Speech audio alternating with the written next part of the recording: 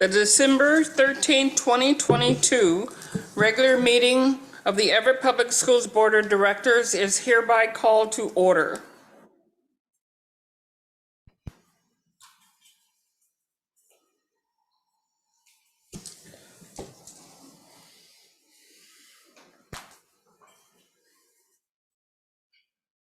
Thank you very much. Vice President Mitchell will present the land acknowledgement. We respectfully acknowledge that we are on the traditional lands of the Coast Salish, Snohomish, and Tulalip peoples. We express our deepest respect and gratitude to the ancestors of this land on whose shoulders we stand. In Everett Public Schools, we strive to create equitable outcomes and build a culture of inclusive belonging for all students, teachers, staff, and community. Thank you very much, Vice President Mitchell. Please stand and join me in the Pledge of Allegiance. I pledge allegiance to the flag of the United States of America and to the republic for which it stands, one nation, under God, indivisible, with liberty and justice for all.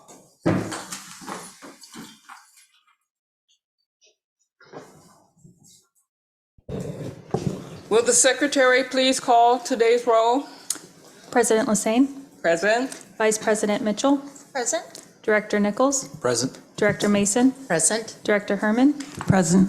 Student Representative Colley. Student Representative Gilbertson. Present.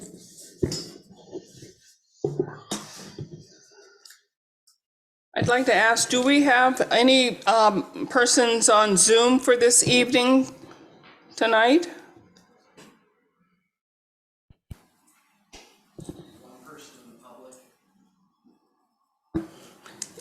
Is Student Rep Colley present on that? Thank you. Might be the basketball game tonight. Our first item of business is the adoption of the agenda. Dr. Salzman, would you please introduce tonight's agenda? Yes, thank you, Madam Chair, Board of Directors, and to the public this evening. Tonight's agenda contains the following: the annual organization meeting, the superintendent's report, a segment for board comments, a segment for public comments, segment for routine business, segment for information and discussion, a segment for unfinished business, a segment for new business, and a segment for upcoming agenda items. Since publishing the agenda, the following changes were made to the agenda.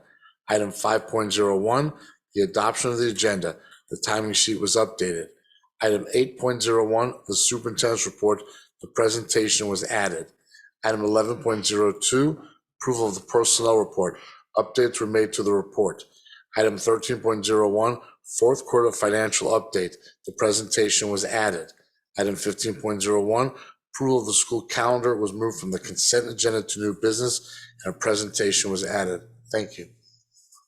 Thank you very much, Dr. Salzman. Is there a motion for the adoption of the agenda? So moved. Is there a second? Second.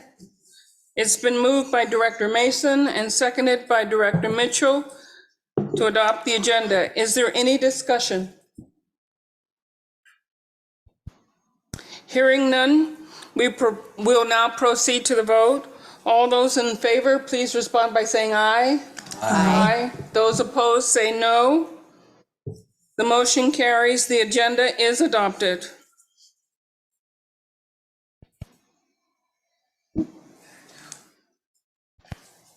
We'll now move to section 6.0, and it is our annual organization meeting. Before we continue on, I'd like to take the time to thank all of our board members and our student representatives for their time and their talent that they've brought to the board. The one thing we all value is the desire for all children to get the best education possible to ensure that they succeed in life. Thank you for your dedication, your time, and your talents to ensure that this work is done. And thank you so much for your presence on the board. At this point in time, The Board of Directors nominates and elects by a roll call vote a president to serve during the ensuing year. We'll now call for nominations for president to serve during the 2023 year. I'll nominate Pamela Sane as president.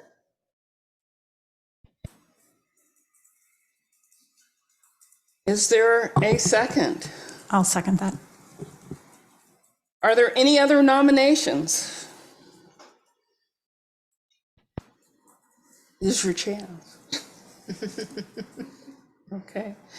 It's been moved that Pamela Sane be selected as, elected as president, and it's been seconded. Are there any further discussions? All those in favor of the Roll call. Okay, Right, so we'll go through, starting at that end. starting at that end, okay. And you have to say the name, right? I'll just get through. Director Herman, Director Lasane. Director Mason, Director Pamela Sane. Director Nichols, Director Lasane. Vice President Mitchell, Director Lasane, Lasane. you have to say your name. I have to say my name? Director Lasane. We can do it. I thank you for your confidence in your, Thank you. I thank you. Thank you. We'll now move to the next item, which is the election of the board vice president. At this time, we call for nominations for vice president to serve during the 2023 year. Are there any nominations? I would like to nominate Director Mitchell for Vice President. I'd like to second that motion. Are there any other nominations? Hearing none, we'll proceed to the roll call vote. Director Herman, Director Mitchell. Director Mason, Director Mitchell. Director Nichols, Director Mitchell. Vice President Mitchell, Director Mitchell, President Lasane. Director Mitchell, Vice President. Congratulations. We'll now move to the election of a board legislative representative. Usually that's done in an ensuring two-year term, so it is correct. We are up for that election. Fantastic. We'll now call for the nomination for legislative representative to serve during the ensuring biennial 2023. Are there any nominations? I'll nominate Director Herman. I second that. Are there any other nominations? Hearing none, we'll proceed to the roll call vote. Director Herman, Director Herman. Director Mason, Director Herman. Director Nichols, Director Herman. Vice President Mitchell, Director Herman, President Lasane. Director Herman. Congratulations. We'll now move to the election of the board parliamentarian. I'd like to call for nominations for parliamentarian to serve during the 2023 year. Are there any nominations? I'd like to nominate Director Nichols. I'll second. There you go. Any other nominations? Hearing none, we'll proceed to the roll call vote. Director Herman, Director Nichols. Director Mason, Director Nichols. Director Nichols, Director Mason. You got to say it right. Okay, that's your vote. Yep. Director Mitchell. Or Director Herman, that was a complete, oh my goodness, I'm not paying attention. No, you still said it wrong. What is your vote? Director Nichols. Oh my gosh. President Lasane. Director Nichols. You did. We were doing so well. Congratulations. Are there any other comments or any other discussion items for this section? Stop doodling. Okay, fantastic. We'll now move to our next section, section 7.0, which is recognitions.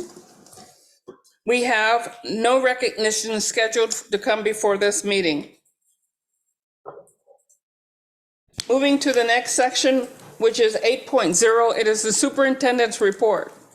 I guess the superintendent, you can do your report a little bit more livelier than what we just did right here. Thank you, Madam Chair, Board Directors, and the public this evening. First of all, to the board, congratulations on your offices and happy and healthy holidays to everybody. I'd like to start off by talking about robotics this evening. Ooh. Our first LEGO League robotics event was last weekend at the Evergreen Middle School. And did you know that we had 65 teams from around the area, including most of our Everett first LEGO League teams completed. Thank you for the robotics coaches who helped make this possible, and for the competition, and to our teachers and staff that helped, and to Anthony Anderson, our CTE director. Amazing job of the robotics, and so proud of our youngsters, as you could see. Those are our Everett students, so congratulations to them. Food, toy, and essential drives. From our youngest learners to our seniors, we have amazing givers in our community. This time of year, our schools and students find ways to be generous to our community. We appreciate all the efforts given to food, toy, and essential drives. And especially today, we had at our school, and even our director Mason was helping wrapping toys at one of our elementary schools. And what a tradition that was had, and great to see parents and kids. It was just amazing to even watch that this morning. I want to wish everybody a happy and healthy holidays. To all staff, great time to recharge. It is the best time of year to really recharge and spend time with your family and friends. But to our students out there, our youngsters, I want you to enjoy this vacation, but I want you to make wise decisions when you're home too. Do the right thing always, okay? Read a book, recharge, play out in the snow, have the best time. But we want to see everyone back on January 3rd to 2023. So for everybody, a happy, healthy new year, and thank you for everything, and make it a great vacation. Thank you. Thank you very much, Dr. Salzman.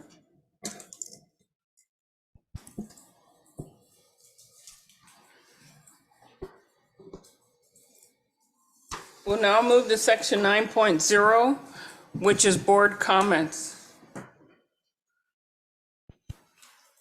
The purpose of this agenda item is for directors and student representatives to have the opportunity to share what they have encountered through the work of the district.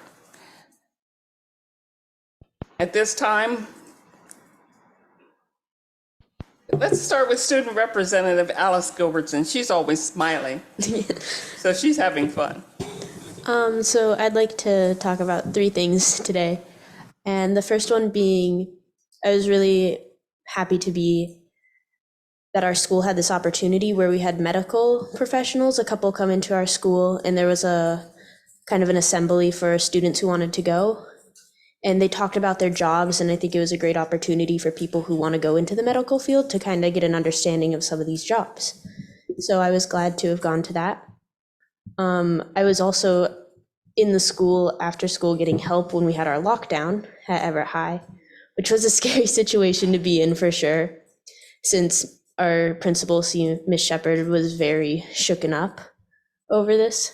But I'm very proud of how my peers and my teacher, Miss Austin, handled the situation. Mm-hmm. They followed all the procedures we've gone through, and I think it's great that it went well, nothing bad happened, and that everyone was following everything. And then I was also thankful for the opportunity to go on a field trip today, actually, to the PUD with my engineering class. And it was a lot of fun to see this job opportunity that if I wanted to go into a trade, or these other students wanted to go into a trade, and see. And they had all these demonstrations that they showed us. There was some hands-on stuff for us to do. So that was a lot of fun to do today. Thank you. Thank you. Director Herman. Thanks. I was just looking back, our last regular board meeting was back on November 8th, so it's actually been quite a while. So I want to backtrack a little bit to the WASDA conference in November that was in Spokane. And for me as a new school director, it was really a beneficial 3 days of learning alongside other school directors, superintendents, administrators, and student learners and leaders from around the state. There were just incredible speakers, and the experience was really eye-opening as well. I want to say hats off to our team that presented at the conference on strategic plan development and data-driven decision-making. President Lassane, Superintendent Saltzman, Drs. Peter Scott and Shelley Boughton, just well done on that. It was a full room of directors looking at Everett's example and asking questions on how their district can implement some of the things that we've done here in our district. So it was fantastic. Related to that are these school instructional reviews that we're wrapping up this week. Last week, I participated in the instructional review at Jefferson Elementary and Everett Virtual Academy, and tomorrow I'll be out at Cedarwood. And it's been really wonderful to see the elements of the strategic plan play out at the school level and really leading that process. What I'm seeing in each of these instructional reviews is that uniformly school teams are really digging into their school level data and having that drive their goal setting, which as a school director, that is wonderful to see, that alignment and cohesion in our system. That is what we strive for. And then as Dr. Saltzman, Superintendent Saltzman has already talked about, we just have had some wonderful, wonderful things going on in our schools lately. The various school holiday and family events. I was able to, with I think another director, to attend the Heatherwood Band holiday performance last week at Jackson High School. Packed cafeteria, families, relatives, and the beginning band, which had only been learning for 3 months. It sounded great. Also the food and toy drives that's been taking place. I was able to drop off some gifts at Everett High last week for the Regalo Rush toy drive hosted by the Latinos Unidos Club, if I'm saying that correctly. Just lots of great events, Cocoa Nights, Reading Nights. Dr. Saltzman, thank you for hosting your 3rd annual story time and for being such a good sport with all the ways you're supporting students in our schools. Lastly, love seeing the art on display out at the CRC. So just wishing everyone a restful and relaxing winter break. Thanks. Thank you. That was so articulate. And I really appreciate hearing what's happening at Everett High and what Alice has been able to do with her field trips and assemblies. That's really cool to hear how it all actually plays out at the school level. I wanted to, backtrack to the WASDA conference. Not a new school board director at this point, but I'm just constantly amazed at how much I learn. Sitting in and just seeing how other districts tackle a lot of the same problems and opportunities that we have in our district. And went to one that was interesting. It was one of the grants, the OSBI grants for a different school calendar, and how a different district was tackling that problem, which is fairly relevant tonight, I think. I feel like this is kind of like December and June are like our celebration seasons, and there's a lot of fun things going on. I did get by the Everett High Winter Wonderland event, which was just so great to see the community out. It was a cold, snowy night, which just kind of added to the whole thing. They had, I'd say hot cocoa, but apparently I think it was lukewarm hot cocoa on that, lukewarm cocoa that night, but just really fun to connect with some of the families up in North Everett. And then also thanks to Dr. Saltzman for hosting a luncheon here at the CRC and inviting the directors and allowing us to come along and mingle with staff and say thank you and just eat alongside them, which I always enjoy. And then this morning I had the opportunity to attend the View Ridge Elementary instructional review, which was just really good.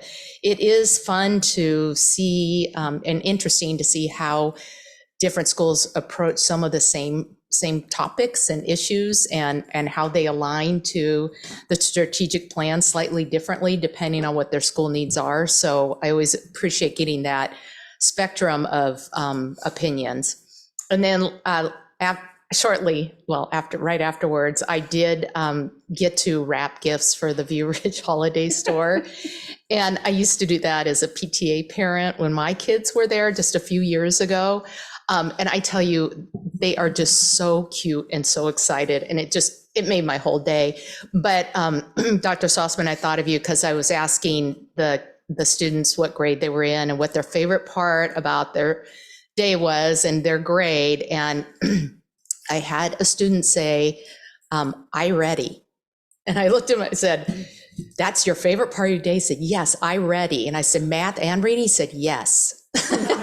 And I almost pulled out my phone and recorded him re-saying it so I could send it to you. But it was just a wonderful afternoon. And as you can tell, I'm just all full of energy because of it. So thank you.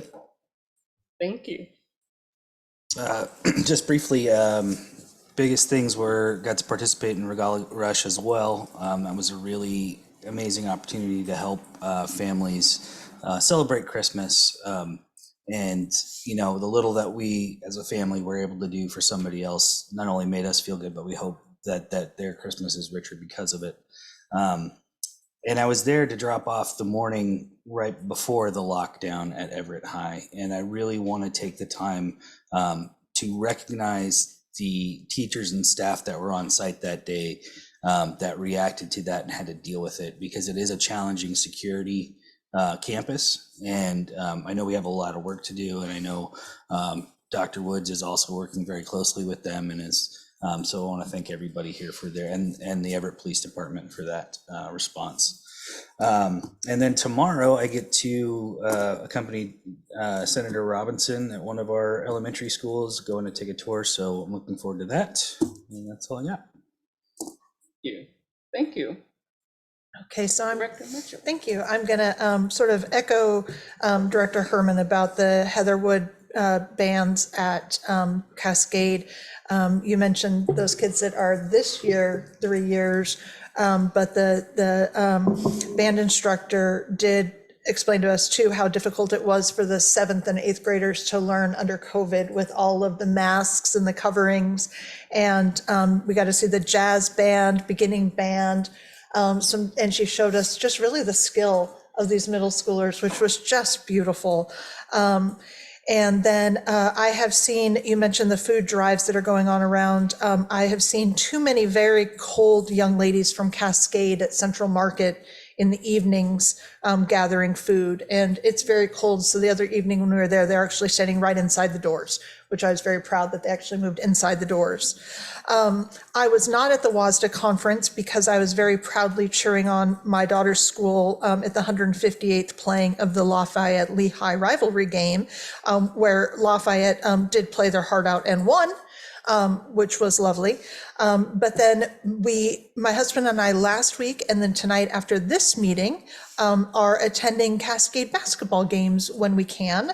The reason it's Cascade is because they're the ones that are on home when we're home. And so we went last week, and we will not take responsibility for their first loss of the year. We will not take responsibility for a jinx or anything like that. They played their hearts out, but we're looking forward to tonight. And so Tim's going to meet me there after the meeting. So kind of fun. Thank you. Thank you. Well, I had the opportunity of attending the Veterans Day presentation. I know it's been a long time since we've been here at another meeting at Eisenhower. And I must say that I guess you would say the orchestra, the band, and then a small ensemble who played taps was impressive there at Eisenhower. And I do want to make a shout out to Eisenhower Patriots. Thank you very much for inviting me. And I really enjoyed the day. Thank you. I also had the opportunity to attend an AP seminar presentation at Cascade High School. And if you ever want to have the opportunity to sit in on those presentations, please do so. This is one section, and I feel we should be able to recognize our students for the hard work that they put in preparing their AP seminars, presentations. They do an excellent job of it. It's very professionally put on. I mean, the kids dress up in professional suits and everything just to make the presentation. And it would be a nice idea to have, during recognition, to have some students from all of our comprehensive high schools and AP seminars do their presentation here. The subject matter for that presentation was on why are there so many guns being brought to schools and so many shootings in schools. And the second one is how to prevent teen pregnancy and what is surrounding that effort. So those were two wonderful presentations, and it's a good opportunity for us to recognize our students that have done so much hard work. And so maybe in the future, you never know. I would like to make one statement here, and this is one of these statements I'd like to say. I mean, I think Director Mason said it well. We recognize people at the end of the year and then in June because we've come to somewhat of a closure right before a vacation or a holiday. And here's my statement. I had to write it down so I didn't start crying. As the year comes to an end, I believe we've had an opportunity to work as a highly efficient and effective public school board of directors. It is truly fitting that we honor those who came before us in this work, and we honor them for the work that they've done for children.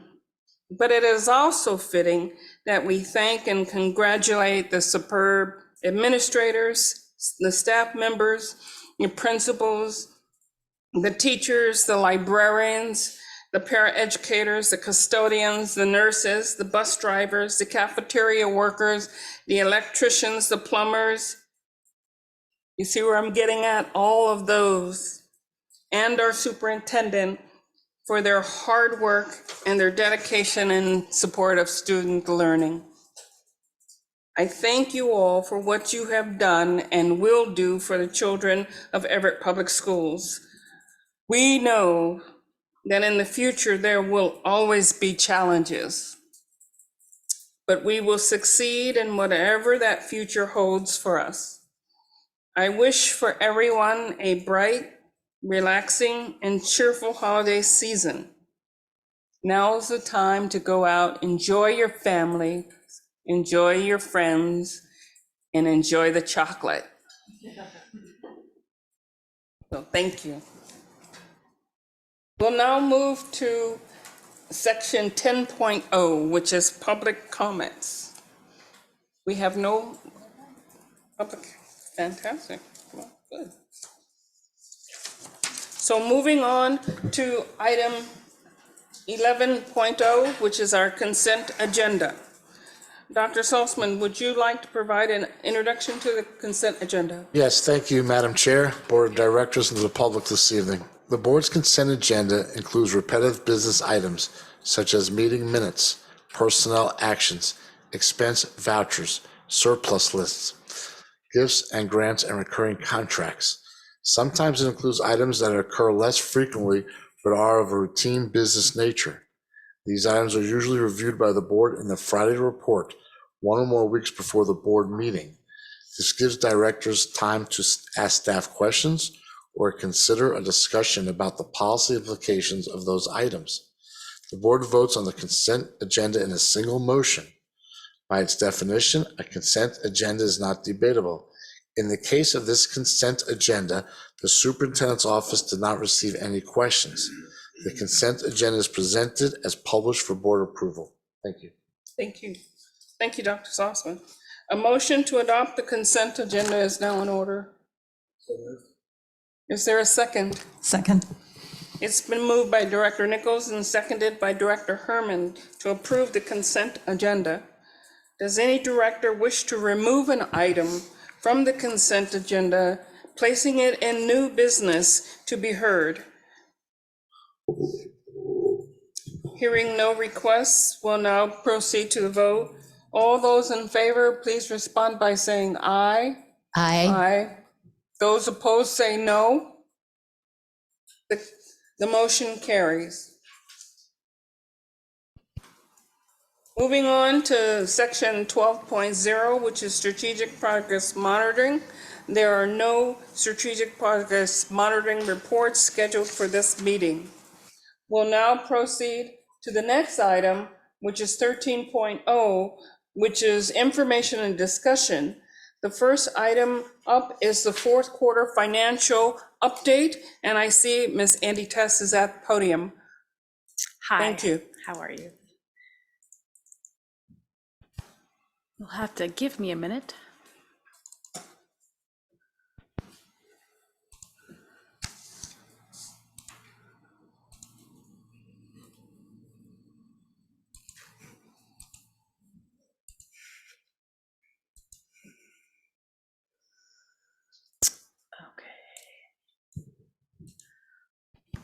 Excellent. Well, thank you all today. I will be going over the fourth quarter financial report. This will be information regarding our general fund and our all other 4 funds. Accompanying this information in our consent agenda items was the financial report for our August 2022 information. First, we'll discuss the general fund. Expenditures exceeded revenues and transfers by $3.7 million for the 21-22 fiscal year, ending our fund balance at 9.8% of our expenditures and our unassigned fund balance at 7.4% of our expenditures. The unassigned fund balance is our least restricted fund balance.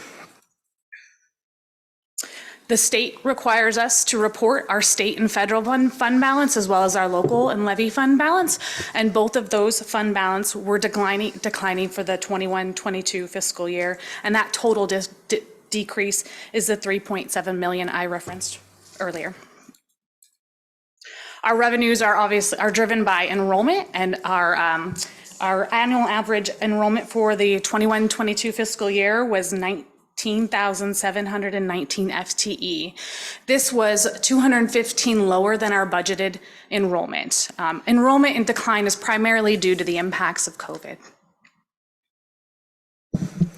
Our total revenues for the last fiscal year was $360.6 million. And as you can see in our revenue trends, we have increases in October and the April timeframe due to receiving local levies. Federal funding additionally helped maintain consistent revenue trends for the 21-22 fiscal year.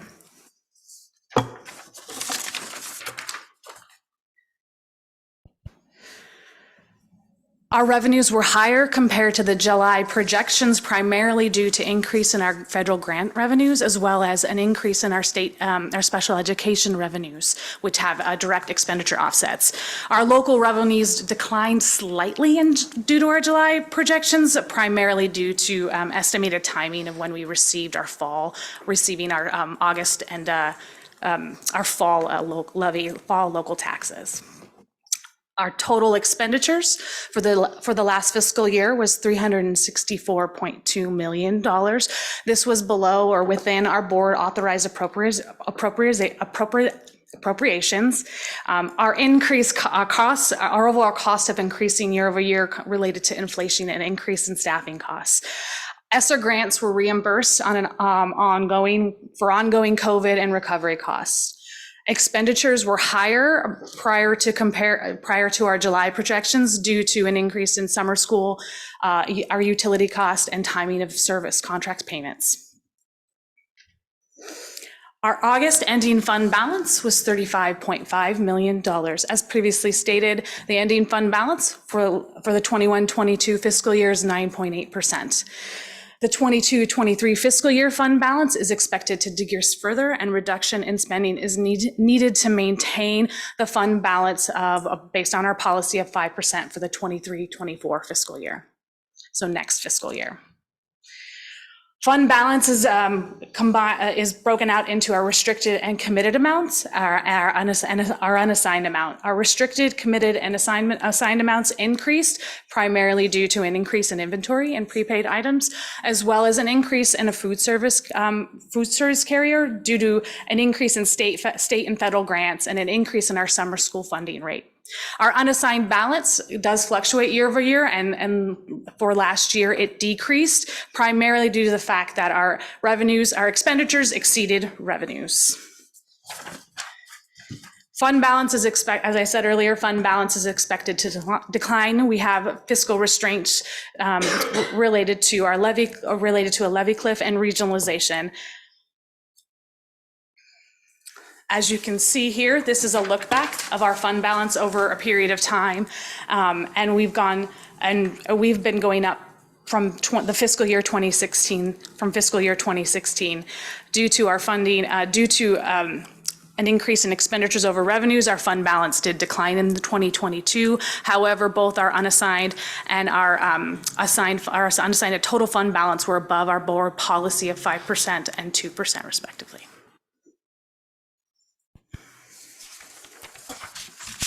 Moving on to our capital fund. The capital fund supports construction, and modernization, safety and improvements in technology.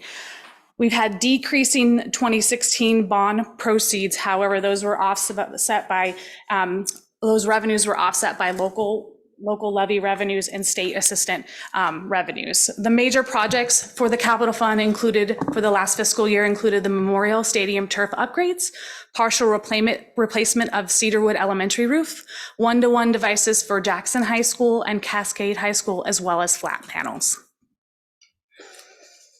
The ending fund balance for the capital fund was for last fiscal year was $35.7 million, and this does include a $3.6 million transfer from the general fund for capital levy funded software subscriptions and maintenance. Our debt service fund is sufficient to support our principal and interest payments for our bonds and our multi-year payment schedule. Ending fund balance will decline as bonds are paid off. Again, funds are solely for principal and interest, and that fund balance does fluctuate based on bond payment schedules. Our ASB fund.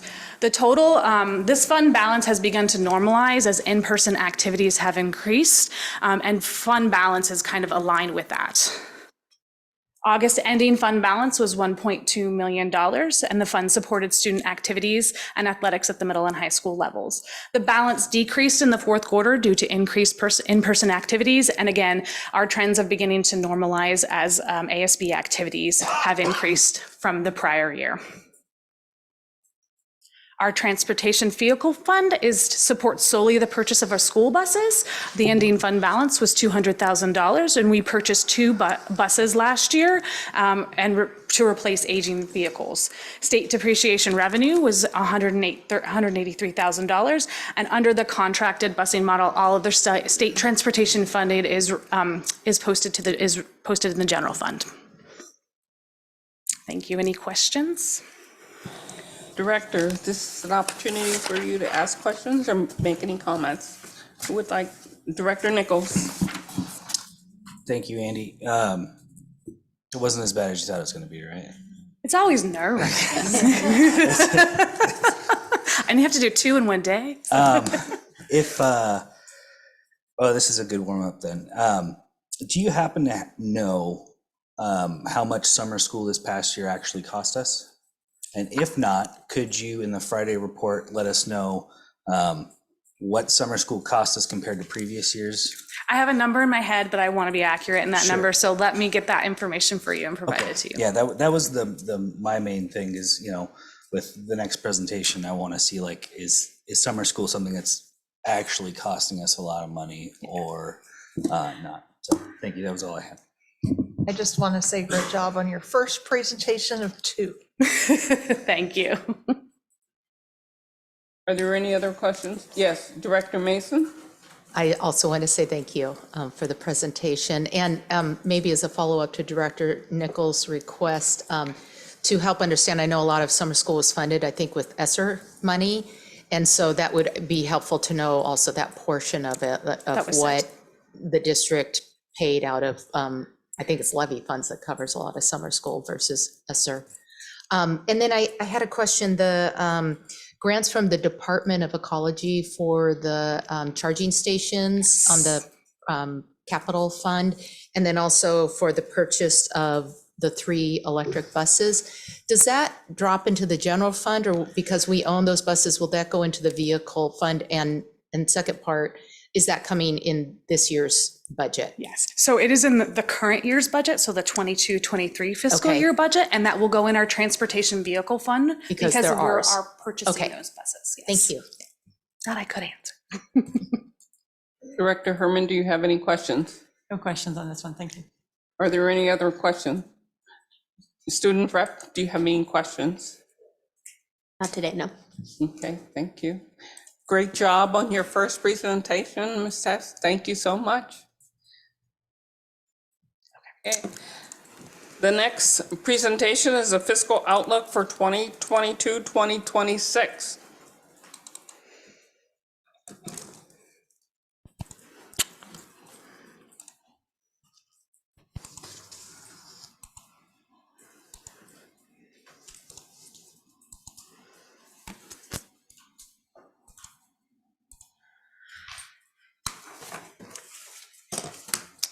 All right, well, you have me again to discuss the fiscal outlook for the 2022-26.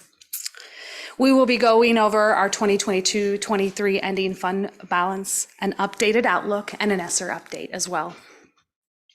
As a general fund snapshot, our August 2023 fund balance is estimated to be lower than our budgeted 6% fund balance.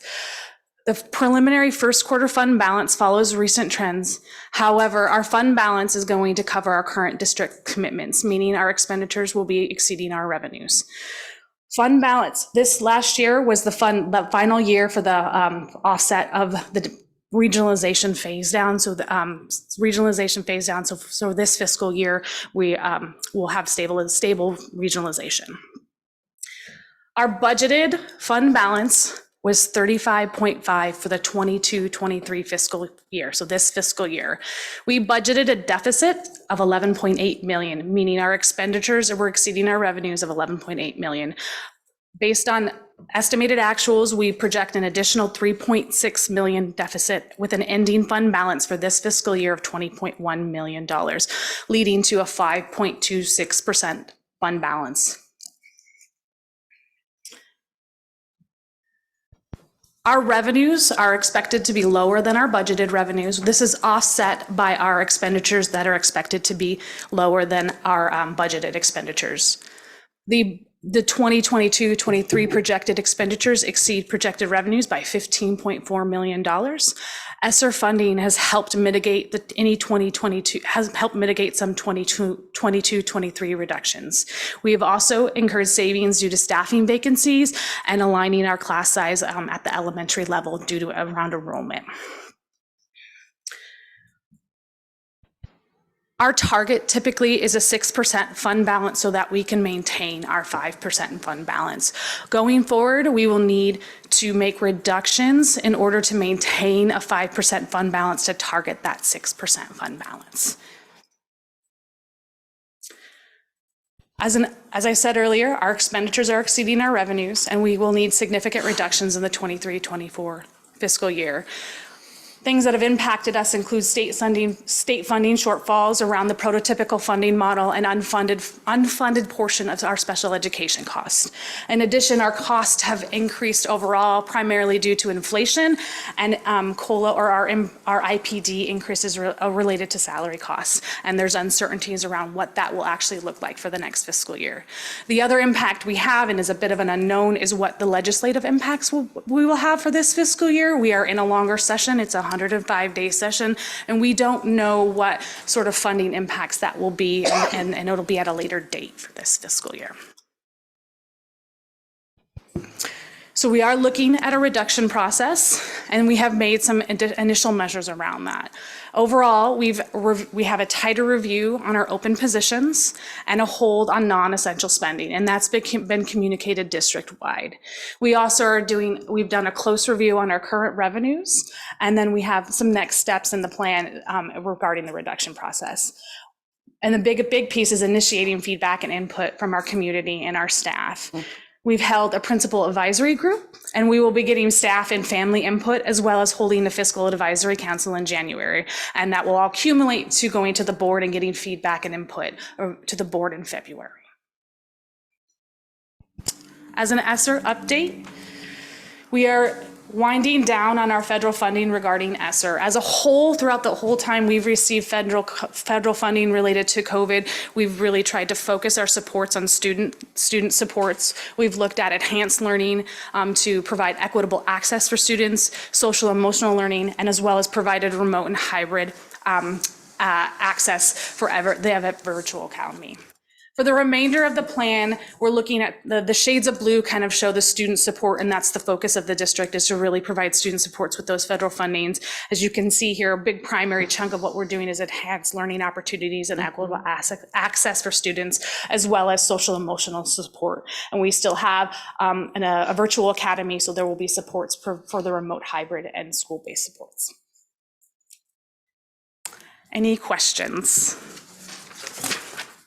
I do have one question, well, several questions, but I'll start off with one. ESSER funding actually completes in August of 2023? No, we can actually spend it through next year, but the plan was to spend it down this year for this budget year.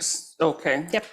And the next question that I have is, how much, when you said fund balance offsets final year of regionalization phase down?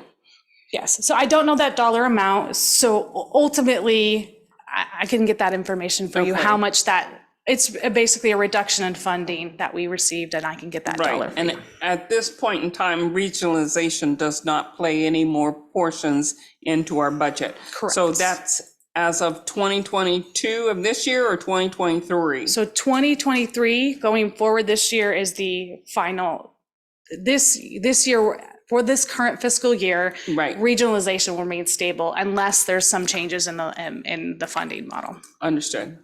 Gotcha. Directors? And I guess if it's all right, I just have questions. I mean, I see the percentage of ESSER towards the social emotional supports and everything. I think when, by February or in a Friday report, what are really the dollar amounts? Yeah, we can get those for you.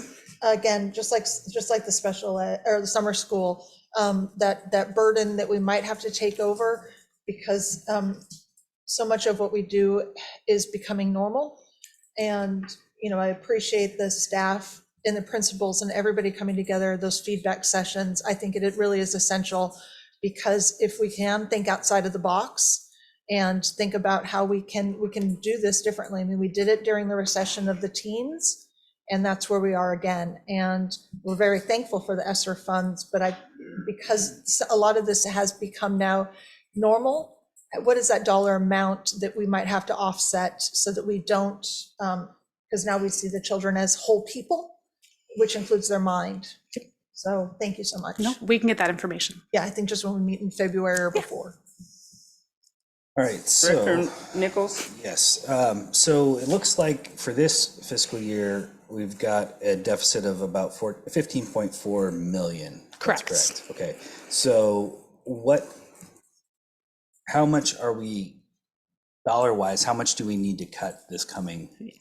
So I knew we were going to ask that question. So we're working on actually finalizing that number, and I'm hoping to be able to get that in January. We need to narrow down what our projected student enrollment will be, because that really does drive our revenues. And so once we know that, we can get a more concrete number for you.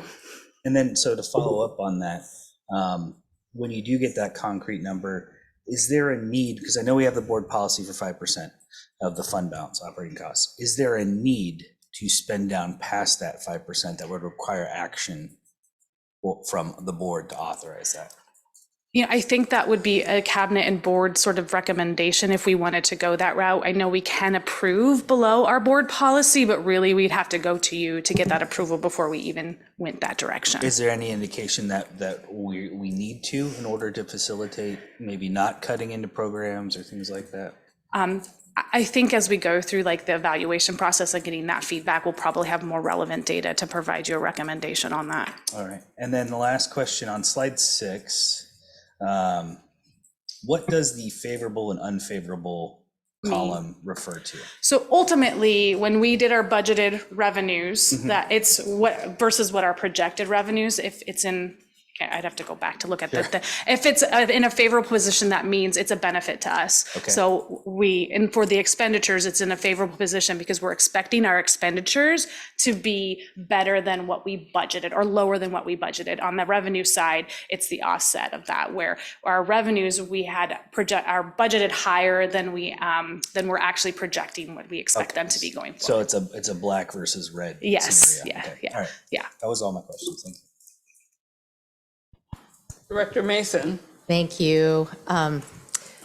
So I guess I wanted to follow up a little bit on Director Nichols' comment about the fund balance. And I think one thing that what I'm seeing here, the more I dive into the details of the budget and speak with people, is it's not a sustainable pattern right now. And so if it were a one-time fix and we had to get through a year, I think that would maybe be an option. But to me, the fact is we need to right-size the spending with the revenue at this point in time so that we can move forward in a fiscally responsible way.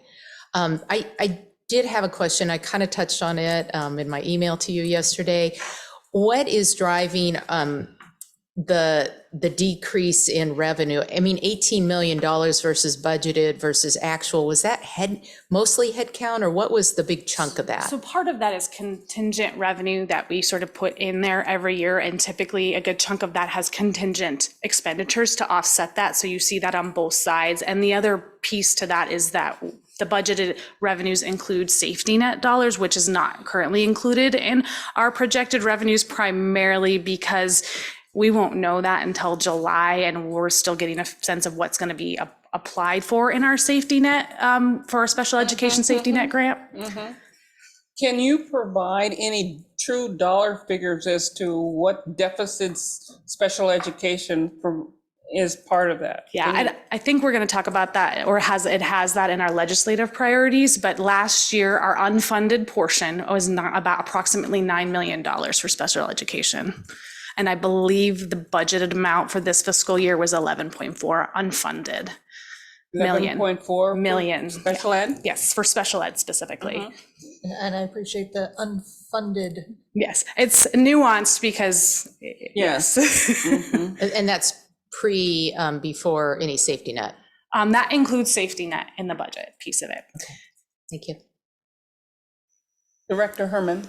I actually just had a wondering, it was also around that slide 6, and it seems as though, and you explained it, the difference between the revenue, and that's a theme that every year where we budget, we plan up here for our revenue income, and we plan these expenses, and they're both lower, so they kind of offset each other, and unfortunately this year it was more offset in, an unfortunate direction.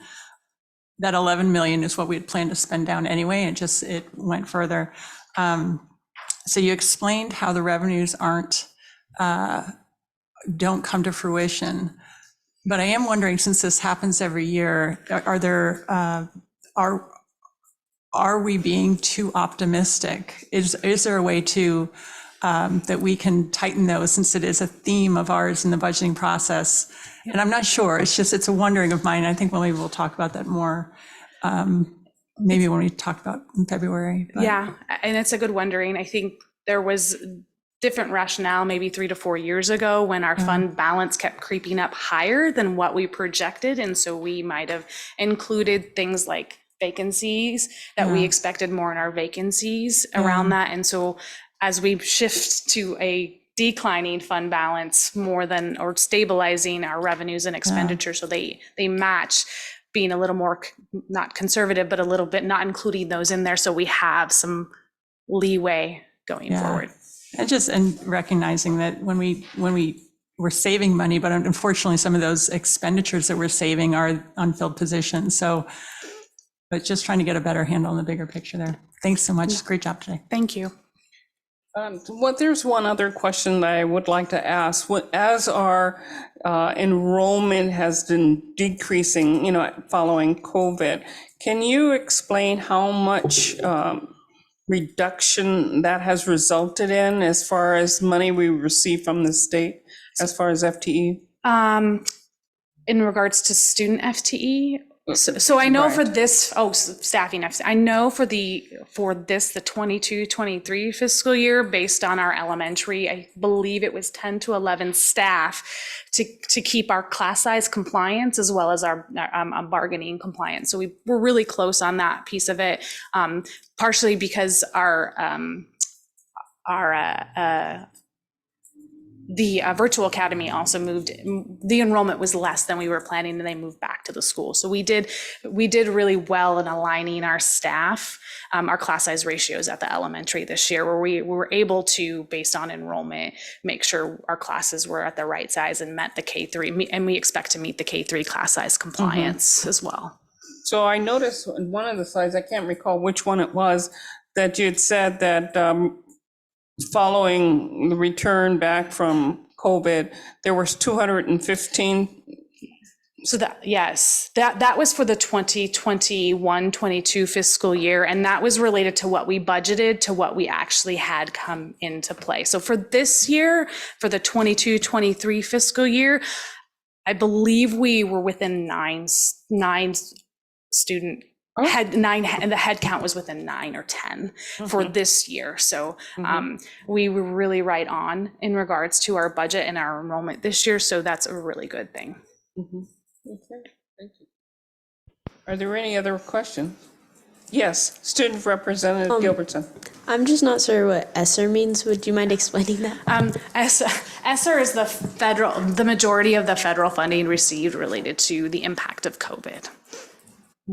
Thank you. Yeah. Great question. Great question, yes. Any other questions or comments? Thank you very much, Ms. Tess. Thank you. At this point in time, it is approaching 1 hour. We will take a 5-minute break.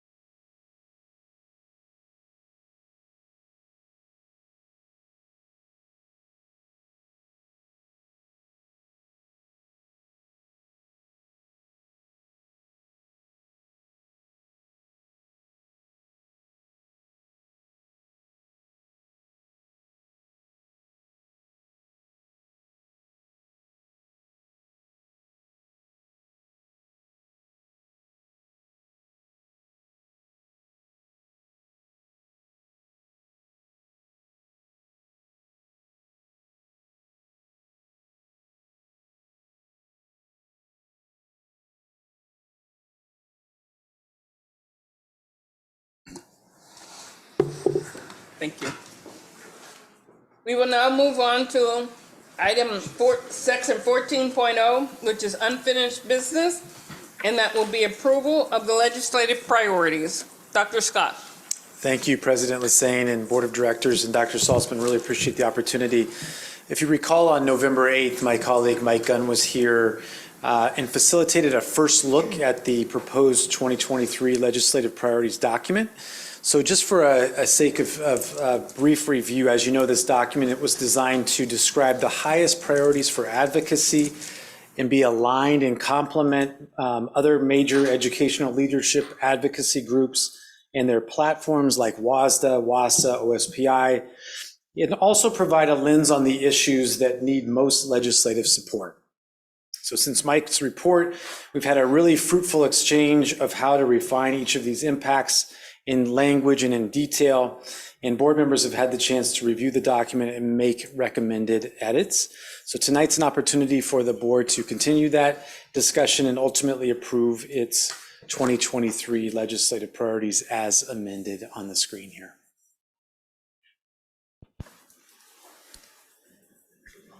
Yes, directors, you have comments on this before we go further for the approval. Just as kind of my last act as a legislative representative, I want to thank the cabinet for all the hard work they put into it.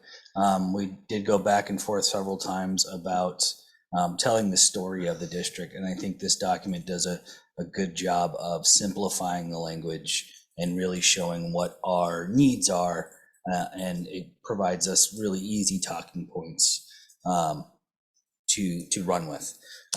So that being said, I would encourage my fellow directors to approve this document, barring any grammatical or syntax related suggestions. Are there, Director Mitchell? So two things. One, because I just looked this up on the fully funded special education, a sentence starts 12.3%, and I think there are grammarians out there, you don't start a sentence with a number unless you spell out the number. Depends on the formatting It says rules. at the Yeah, that's why I'm not a grammar, whatever that word is. So anyway, that's just a question. The second one, the advanced equity. State and federal funding providing equitable opportunities, parens, has been reduced by more than 3.2 million.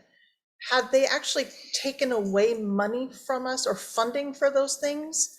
Or didn't they tell us you will pay for kids to have free ASB cards if they're free and reduced lunch, but it was unfunded? This You will would pay be for the these- cost for things that we've enjoyed and been able to support through other funding sources that we're no longer able to pay for because those funds have gone away or expired, and we are left with either choosing to continue to support them through basic ed funds or some other method. Okay, because that, I think, I'm not reading that clearly here, and like I've read this several times, and now I'm just not, I'm confused because it's been reduced, but yes, the free meals were coming from the federal government, summer school is ESSER, college credits, all that kind of stuff. It was coming from different funds, and it says that they've been, I've just confused myself. So those funds have been reduced in the sense that they have gone away. Like they've sunsetted some of those, like, so ESSER funds that was providing home internet access is sunsetting. Yes. ESSER funds paying for summer school is sunsetting. So we will either have to make up that difference to continue those programs, or they'll go away. And that's what I hear, but that's not what this says, because it says it's being reduced, but it doesn't say we're incurring it, or it's not saying it's being, like, maybe it's being eliminated by this amount or something, because it's being taken away, but it just looks like, I don't know. Does the next sentence help there? These costs should be covered by the state, so that strongly implies that they're not being covered. These are things that we've had in place as Director Nichols said, are being, those funds are going away, they're sunsetting. And we have a choice to make whether to continue that level of service, which would cost us approximately $3.2 million to maintain. Well, there's maybe that's what it is. It has been, but they're sunsetting, so they will be. So we're asking, we're going to be losing 3.2 million, and we're asking the state to give us that 3.2 million.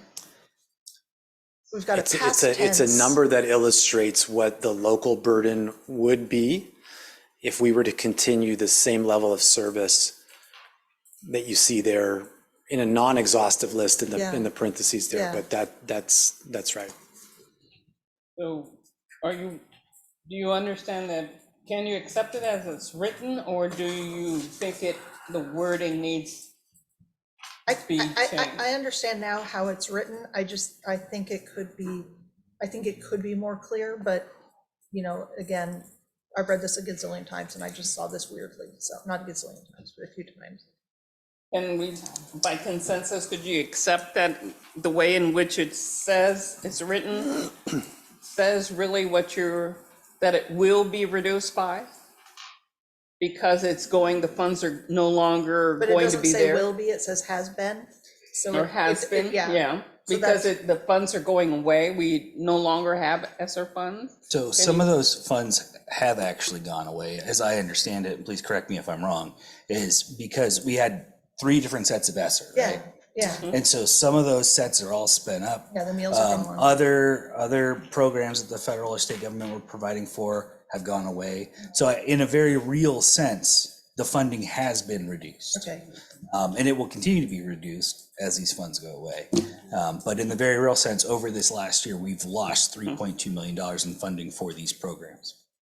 Okay. Okay. Now, my question focuses on special education. And I was under the impression you said that our costs for these services exceeded by $11 million. Is that correct, or am I missing something? During the 21-22 fiscal year, our cost that we actually incurred is $9 million. Okay. For the 23, the unfunded portion is $9 million. For the 22, this current fiscal year, the budgeted unfunded portion is 11.4 million. So that's what the 11 is for this fiscal year. The 9 million is what was unfunded for last fiscal year.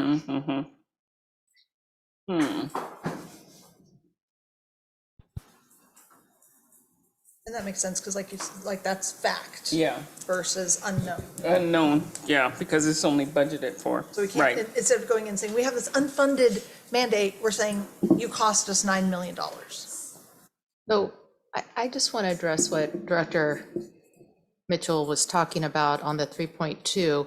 We have been covering those free meals and home internet access and summer school this school year with ESSER funds, right? Some of those. The free meals will no longer be supported by the ESSER dollars as we move to the CEP program. So we only have approximately 2/3 of our district that do have free meals. The other third of our district does pay for their free and reduced lunch. So that cost is the cost, that part of the 3.2 is the cost it would cost us or additional federal funding we would need in order to provide free meals for all. I thought the state was going to be taking that up with free meals for our students. They did increase the food and nutrition funding rate to help support the additional cost it was to include more schools as a part of that free and reduced lunch program. But we couldn't, based on our free and reduced lunch data, they has to aggregate to over a certain percentage, and so you could only include 2/3 of those schools for this. Under the current funding model. Okay. And that started at the beginning of this year? Correct. Okay, thank you. Okay. Directors, a motion to accept these. Are there any other comments?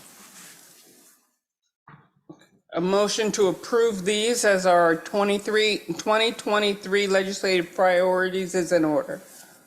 So moved. Is there a second? Second. It's been moved by Director Nichols and seconded by Director Herman to accept these as our 2023 legislative priorities. Any further discussion? Hearing none. All those in favor of the motion, please respond by saying aye. Aye. Those opposed say no. The motion carries. These are now our 2023 legislative priorities. Thank you very much, directors. We shall now move to new business. The first item under new business is approval of the school calendar 2023-24. And Dr. Golden is at the podium.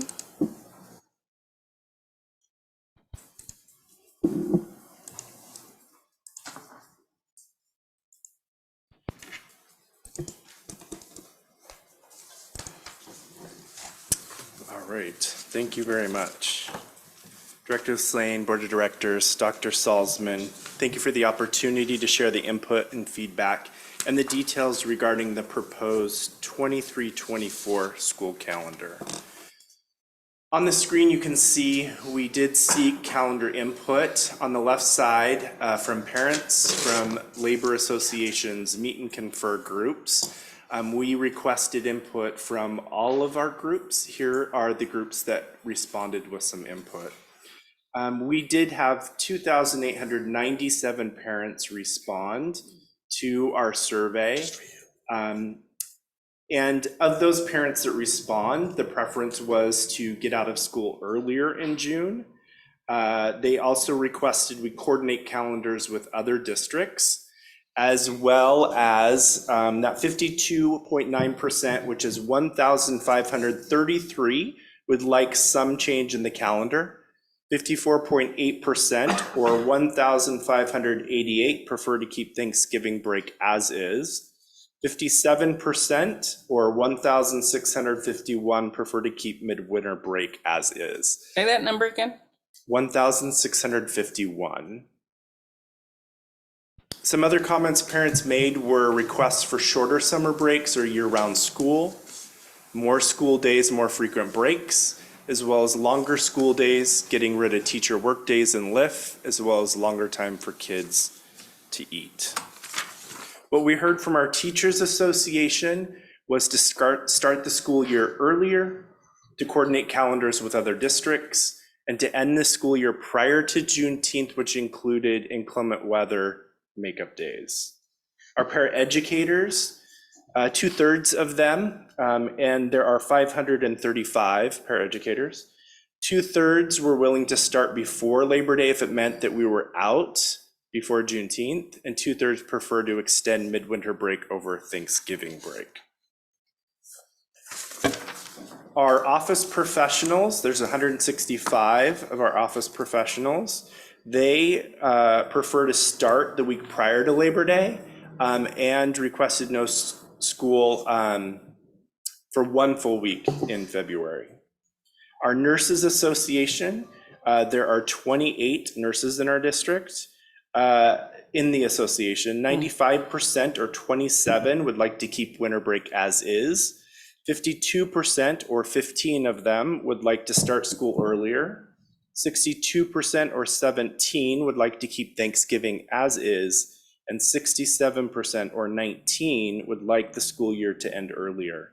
Spring break aligned with surrounding districts, and the priority for the Nurses Association is to end the school year earlier. Can I interrupt really quickly? The as is for Thanksgiving, because it's come up twice, as is, does that mean how we did it this with the Wednesday is a full day off? Is that what's considered Wednesday, as is? yeah, Wednesday off as opposed to a full week off. Thank you. That week. What we heard from our professional technical group, there's 33 staff there. They prefer Wednesday to Friday for Thanksgiving and prefer a long weekend in February rather than a full week. Our administrators, approximately 100, prefer to keep Thanksgiving break Wednesday to Friday, prefer the full week off for midwinter break, and they were evenly split on starting school year earlier or keeping it as is. So we drafted, based on that input, calendar, and our Everett Education Association group, it specifically calls out in section 8.04A when we have specific, like the start of school, when the teacher workshop days are, when we take winter break, midwinter break, summer break is all called out. So we co-created the calendar looking at the feedback from all of our constituents.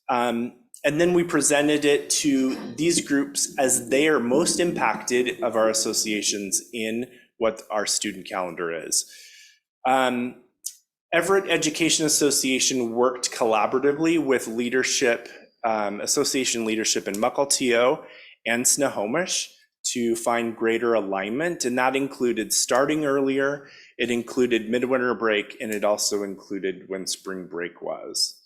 Our Paraeducator Association comment was, why didn't we do this before? When I probed further, the comment was starting earlier and finishing earlier, as well as a full week in February. When I asked our office professionals, the comment was, it's great that we get to start earlier. And then, oh, by the way, make sure you look at when graduation is, you might need to adjust that.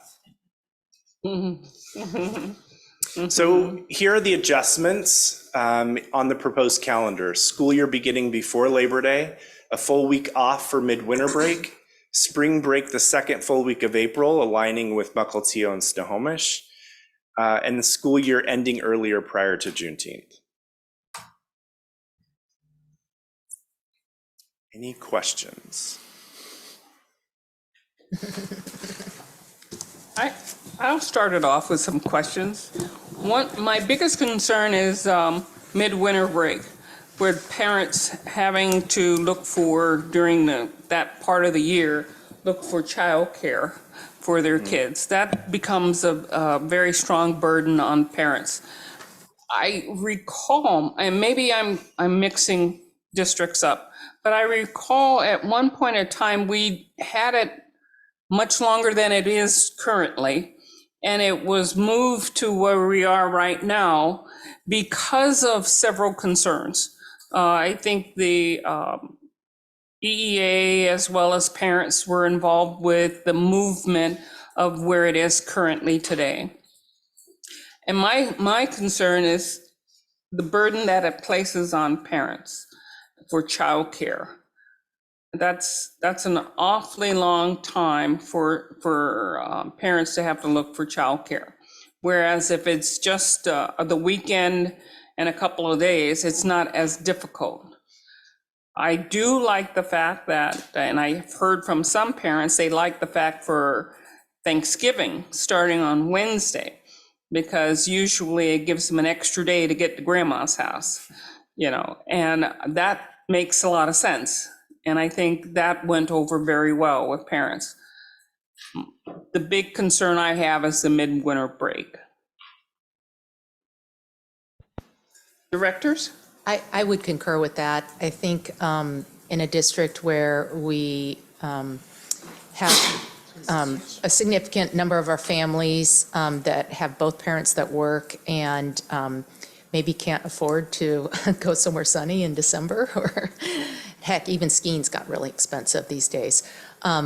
So I just feel like it is placing undue burden. And I didn't see in the data that I did look at and that you provided, there didn't seem to be a strong consensus on this one in particular. It seemed to be kind of back and forth depending on who was answering the question.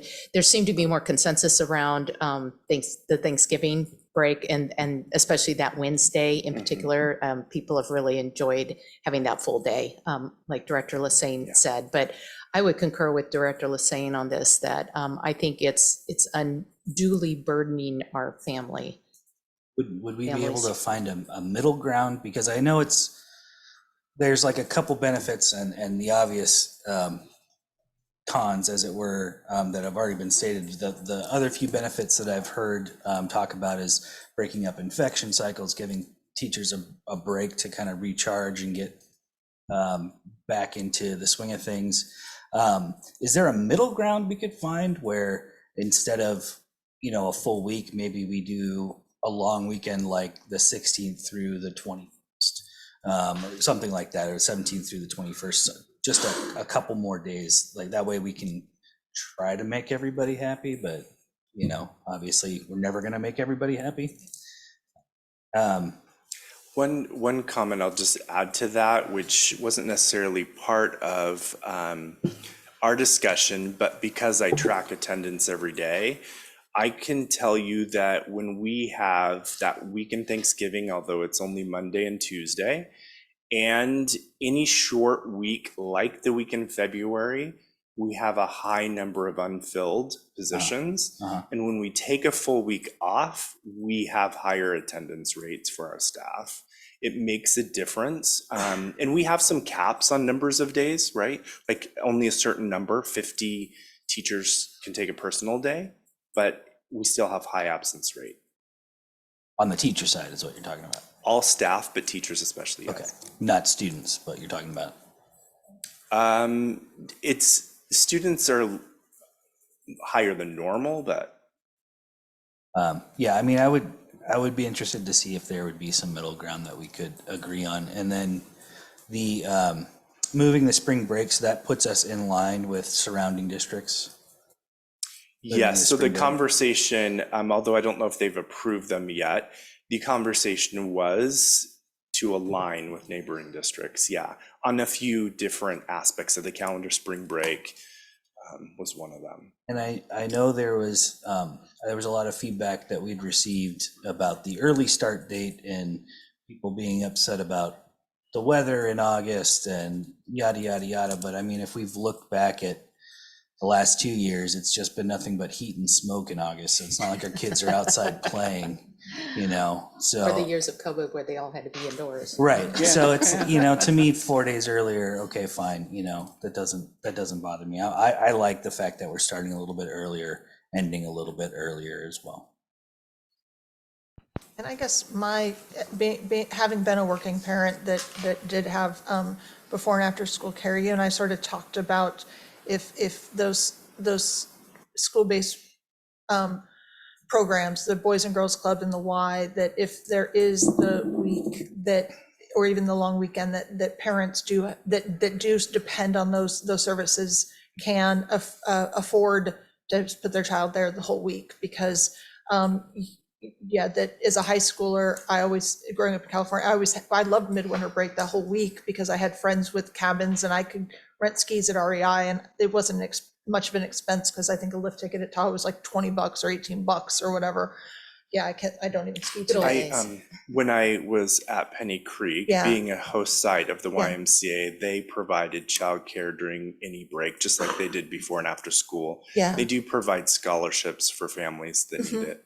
Yeah, no, I know they do a lot of Medicaid and scholarships and stuff, so that's wonderful. And I hope that the Boys and Girls Club does the same thing, because that would be my biggest concern. That I grew up with the February break, and most of the country I think has moved before Labor Day. Lake Stevens is before Labor Day. I think Edmonds is before Labor Day now. It's sort of like California, Kansas. But that February break, North Shore, I think, does it. A lot of places do it. And it would really be if we can confirm support for those working parents, because that would be, again, like I think we've all addressed, 4 of us have said it's that equitable thing that not everybody can, skiing isn't as cheap as it was when I was in school. But Dr. Herm? Oh, just one last thing. Okay. I think when our kids started elementary school, I think it was a 5-day weekend for President's Day. And then I'm looking at a former principal. And then at some point it became a 4-day, and now it's a 3-day. Is that right? Or is it still a 4-day? Still 4. But it was a 5. But it was, I think it was because of lift days or something or whatever, we lost a 5. So there used to be a longer weekend, but I think, with the week, Right. as long as we have care for kids, its parents have to work. Director Herman? Yeah, I'd seconding what you're saying about making sure that we've done our due diligence to make sure that we're not creating a huge burden for families. But also thank you for all of this and getting all the feedback from the various stakeholder groups. Initially, I was a little reluctant, but after a few conversations, I'm very supportive of this, and even the before Labor Day move, as we look at other districts, I hadn't realized how many other districts had already made that move, and then looking at just nationally where districts do that start week. So that was really interesting to see. And bringing this up, just a couple of weeks ago, we looked at our AP data, and I believe, if I'm looking at that correctly, we have about 1,200 students last year that were taking AP exams. And those exams are set whether you're a student in New York or Texas or Washington State. And I know that teachers have told my kids before, sort of, okay, we got to get going. And so just that missed instruction time is a real, it's just a real factor to consider. So I just wanted to throw that in the discussion. But yeah, I look forward to, I'm looking forward to taking a look at this. When I did look at another district, one of the things they talked about when they were thinking about their calendar, and this kind of goes back to the February, and I know we won't necessarily have the funds to do that, but reimagining that week, that looking at the pandemic, some districts are saying, let's not just go back to what we were doing. In a perfect world, maybe that February week long could be some academic recovery. I would love to see that. And I would really like to offer just a more, a different pace of the year. And again, just for us to continually, don't lose sight of what we've been through the past few years, but challenge what we want to make our education system become. But thank you for your work on this. Yeah, and if I may, I appreciate the parents that did respond about the lift in the in-service days, the lid days. I know we have presentations here about the great things that happened at the lid days. We sometimes get reports about what's happening on those lift days, but potentially this is an opportunity to go back to the parents to show what work is being done on those lift days and the lid days, so that, you know, the parents appreciate that the time your kids aren't with teachers, the teachers are with your kids. I mean, the data, or they're learning themselves to be better, you know, be better at what they do. I mean, I think those are essential things that we've really developed here, and I appreciate those that did comment to get rid of them. Maybe they just need to appreciate what they are. And if they're a burden for childcare, then that's something maybe we need to find out too. Going back to those comments, and I know a lot of these comments are things that necessarily shouldn't be acted on, or will require further like negotiations and bargaining and things like that. But to me, the one that stands out is the longer time for kids to eat. Like that, our lunch periods, especially in elementary school, are really tight, are short.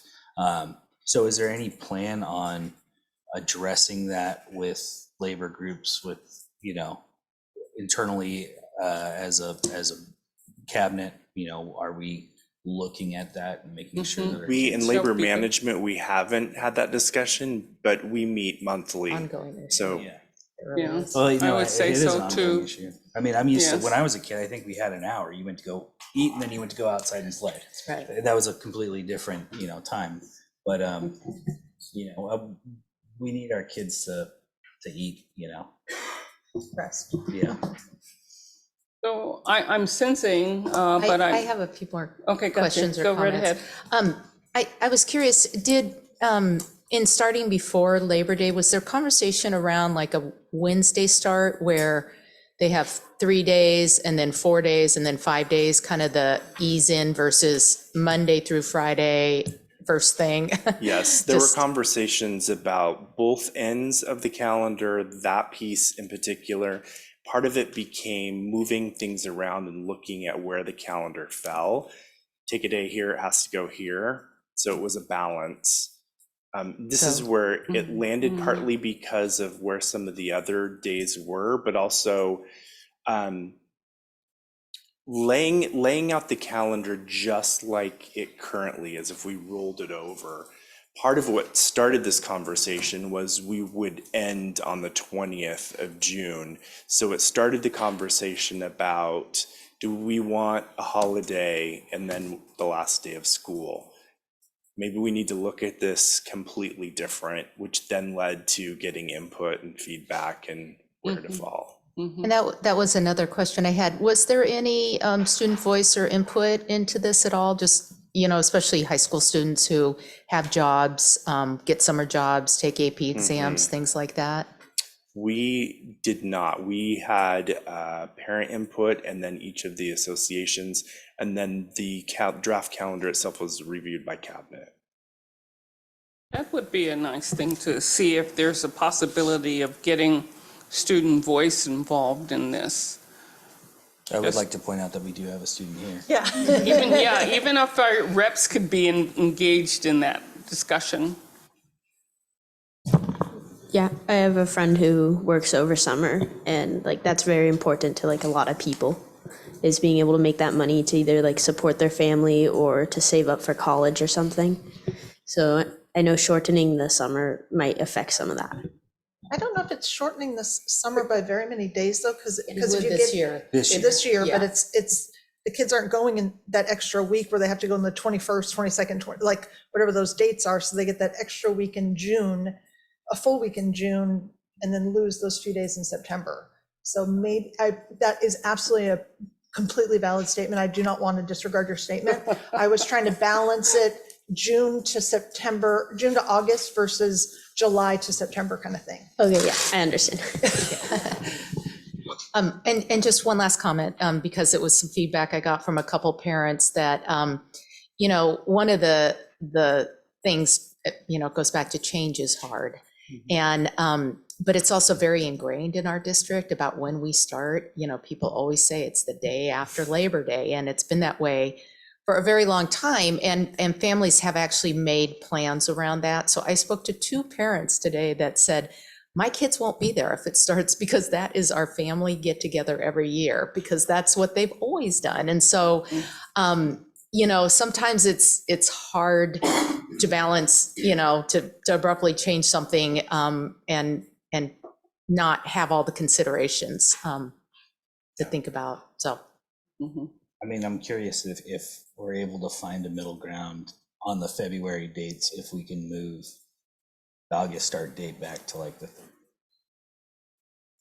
3rd. Yeah, It's probably not going to completely resolve their concerns, but at least it Right. might soften the blow a little bit Right.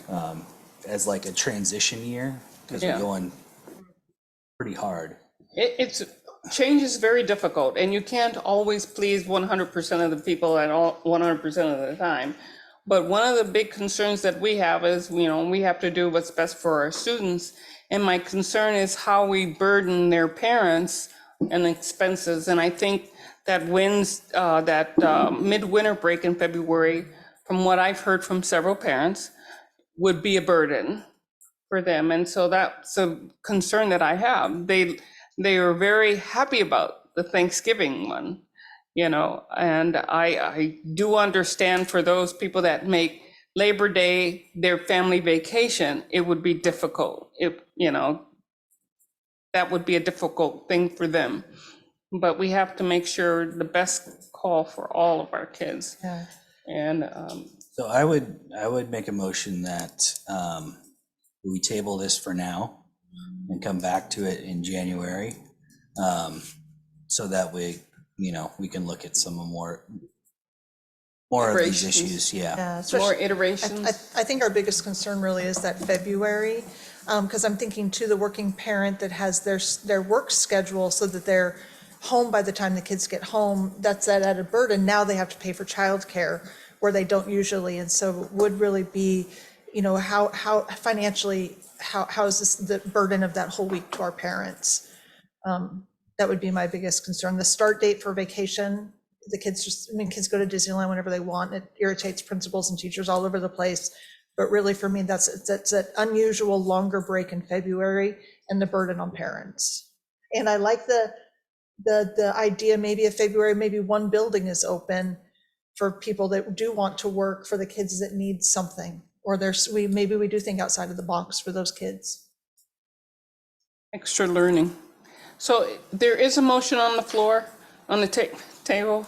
I'll second it because I think we have questions. It's been moved that we table it, and it's been by Director Nichols, and it's been seconded by Director Mitchell, that we table this discussion until certain other iterations can take place. All those in favor, say aye. Aye. Aye. Those opposed, say no. Thank you very much. Thank you. We'll now move to the next section on this, is 15.02, which is the beginning of our policies, new updates. Mr. Fleckenstein is at the podium. Well, good evening. To begin, policy 1230, legislative representative, is provided for the board's consideration this evening. In 2019, WASDA's membership voted to combine its legislative assembly and delegate assembly into one general assembly. Revisions to this policy reflect that change and update the name Legislative Assembly to General Assembly. And I appreciate taking out the pronouns. Pronouns, yeah. By general consensus, we'll move this to second reading. Thank you. Next, policy 1610, conflicts of interest. The proposed revisions are taken from the WASDA model policy to reflect statutory language stemming from Senate Bill 6326. This legislation amended the threshold amounts regarding certain exemptions to the rule on conflicts of interest. Language has also been added regarding the direct employing of spouse or domestic partners of a director or his district officer as a substitute teacher. By general consensus, shall we move this to second reading? Can I just ask a quick question? Sorry. Go ahead. The addition of the substitute teacher, was that a change in law? I was reading it while you were speaking. I apologize. Or is that a need? Change in law or a need? I believe it was an update based on law. Thank you. Shall we move this to second reading?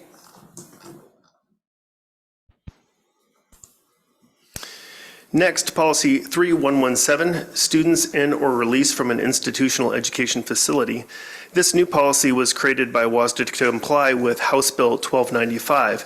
The legislature finds that students in Washington's secure facilities have been unable to access the education and supports they need to make life-changing academic progress. As a result, they have lost invaluable opportunities for hope and transformation through education. School districts must provide supportive actions for these students, including access to world language proficiency tests, American Sign Language proficiency tests, and general education development or GED tests, in addition to mastery-based or mastery-based credits. Shall, by general consensus, then we move this to second reading? Very well. And finally, this evening, policy 3241, non-district provided transportation. The proposed revisions reflect that the prohibition of the use of ride-sharing services does not include transportation services from which the district contracts. I have a question. For what purpose does the district contract with these rideshare programs? I'm happy to give you an answer for that, but if somebody with greater knowledge of the contracts with the rideshare relative to student transportation can speak directly to those contracts, happy to have you come up. Or a follow-up is fine too, if that's more convenient. Just one example, we have some of our homeless students that need transportation, special services as well that need. And so we contract with the rideshare programs, and then the funding, we are able to support those students with funding for those rides and such. Okay, great, thank you. We do contract with the rideshare for Kick Kids? There's different organizations. Oh, okay. That provide that service specifically for that. Oh, okay, okay. I thought we provided our own.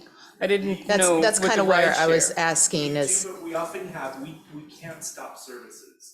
We have to provide services immediately. Right. Sometimes that takes time. Yeah. Okay, gotcha. Thank you. Thank you. the key here is contracting with these services directly with the district. It's not just a one-time thing. Yeah. Very well. General consensus, we'll move this to second reading. Very well. Thank you so much, Mr. Fleckenstein.